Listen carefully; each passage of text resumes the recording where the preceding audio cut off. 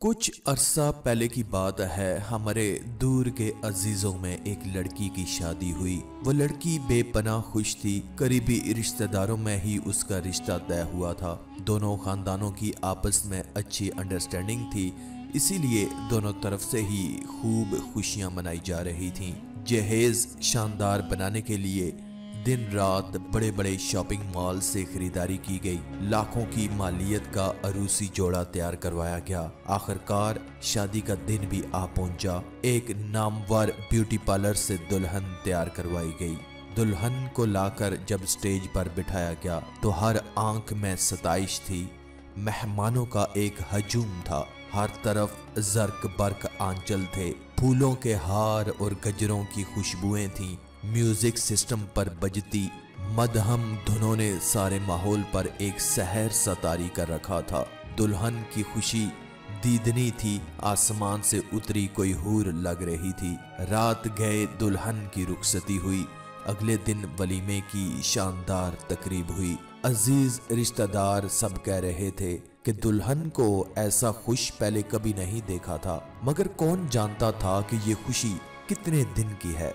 अभी हफ्ता भी न गुजरा था। शादी की रस्में अभी तक चल रही थी। दुल्हन किसी दावत में जाने की तैयारी कर रही थी।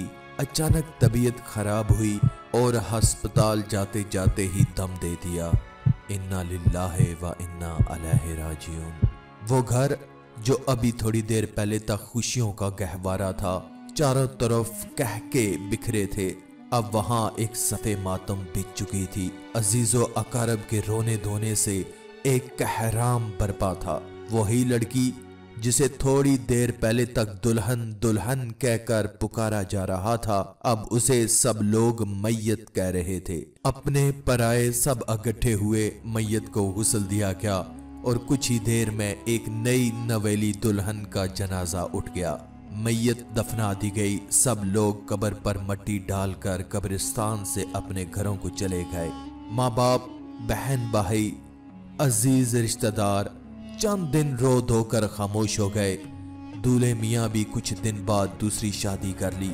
एक नौजवान, हसीन, पढ़ी लिखी, खूबसूरत लड़की की जिंदगी का बाब खत्म हो गया। दुनिया अपनी डिग्री पर चलती रही, किसी को कुछ फर्क ना पड़ा। वही खाना पीना, सोना जागना, हंसना बोलना और जिंदगी के बाकी सारे मामलात बराबर चलते रहे। और मैं सोच रहा था, वाकई किसी के चले जाने से जिंदगी नहीं रुकती। मौत से फर्क तो सिर्फ मरने वाले को पड़ता है। आज वो कब्र में तन्हा होगी। उसके कीमती लिबास और जेवरात यहीं रह गए। उसका सब कुछ यहीं रह गया। साथ गया तो सिर्फ एक कफन। जहेज का सारा कीमती सामान उसे बरतना नसीब न हुआ। महीने पहले से ब्यूटी सैलून के चक्कर लग रहे थे और जिस बदन को पूरी आबोताब से निखारा गया, आज वही बदन मनोमट्टी तले कीड़ों की खुराक बन रहा है। हर नफ्स ने मौत का जायका चखना है। ये है उस जिंदगी का इख्तिताम जिसे हम हर लम्हा संवारने में लगे रहते हैं। लेकिन ठहरिए, बात यहाँ खत्म नहीं हुई। बात दरअसल यहाँ से शुरू होती है। अगर सिर्फ एक हफ्ते पहले दुल्हन को पता चल जाता कि शादी के चौथे पांचवें दिन ही उसकी मौत आ जानी है और फिर उसे आगे जाकर खुदाए वादाहू ला शरीक के सामने पेश होना है, अपने एक एक अमल का हिसाब देना है, तो क्या फिर भी वो अपनी जिंदगी के बचे कुछ दिन ऐसे ही गुजारती? जरा सोचिए, एक शदीद झुरझरी बदन का अहाता कर लेती है। जब हम ये सोचते हैं कि हाँ, यूं ही एक दिन हमें भी मर जाना है, मौत से किसी तरह फरार मुमकिन नहीं। अगर आप उसकी जगह होते तो क्या करते?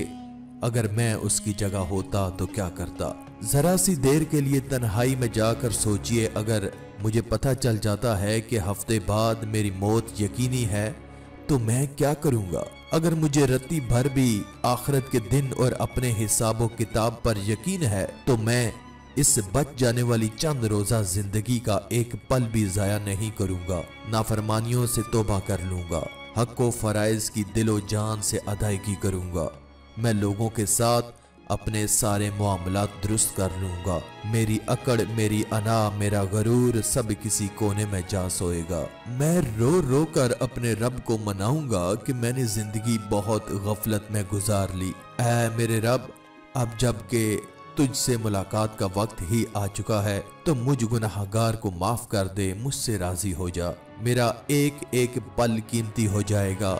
मैं अपने नामुकम्मल कामों को जल्दी जल्दी पाया तकमील तक पहुंचाऊंगा। मेरे दिन लोगों के साथ अपने मामलात को अच्छा करने और रातें अल्लाह के हजूर माफिया मांगने और गिड़गड़ाते गुजरेंगी। कोई मुझे कुछ कहेगा भी तो चुप करके बर्दाश्त कर लूंगा।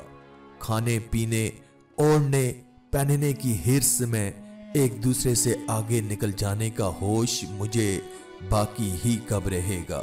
बस एक ही धुन होगी कि मेरा मालिक मुझसे राजी हो जाए, मुझ पर किसी का कोई हक हिसाब बाकी ना रहे और मैं मरते ही अल्लाह की बारगाह में सजदा रेज हो जाऊं, अल्लाह के नेक बंदों में शामिल करके इल्लीन में पहुंचा दिया जाऊं। मगर ये सब तो मैं उस वक्त करूं जबकि मुझे मालूम हो जाए कि हाँ, मेरी मौत का वक्त मुतय्यन हो चुका है। मेरे दोस्तों, यही तो हम गफलत में पड़े हैं। यही यकीन तो हमें हासिल नहीं कि आज किसी की मौत है तो कल हमारी बारी है।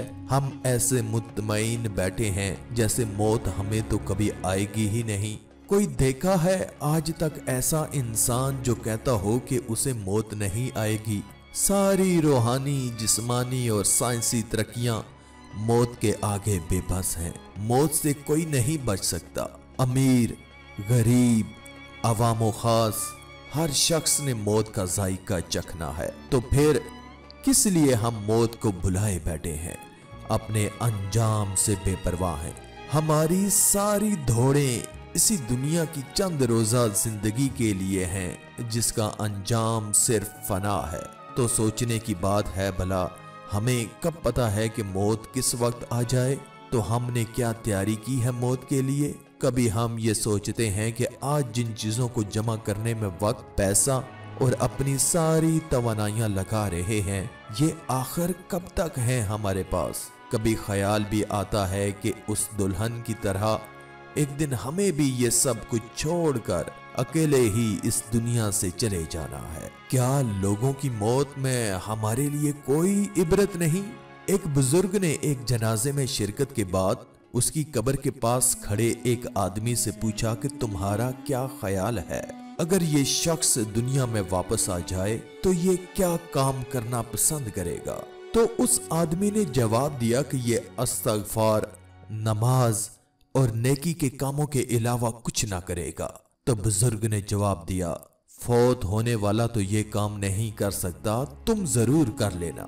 हकीकत यही है कि अगर हमें किसी दर्जे में भी आखिरत का यकीन हासिल हो जाए तो हम अपनी उम्र का एक पल भी जाया ना करें। मेरे दोस्तों, मरने वाले कभी अपने पीछे छोड़े हुए अहलो अयाल और अपने कीमती साजो सामान पर अफसोस नहीं करते, बल्कि उनका सारा अफसोस अपने वक्त के जाया करने का होता है कि काश हमने अपने वक्त से बेहतरीन फायदा उठाया होता। काश हमने इस आयत को सही वक्त पर समझ लिया होता, जिसका तर्जुमा है कि और दुनिया की जिंदगी सवाए धोखे के सामान के और कुछ भी नहीं।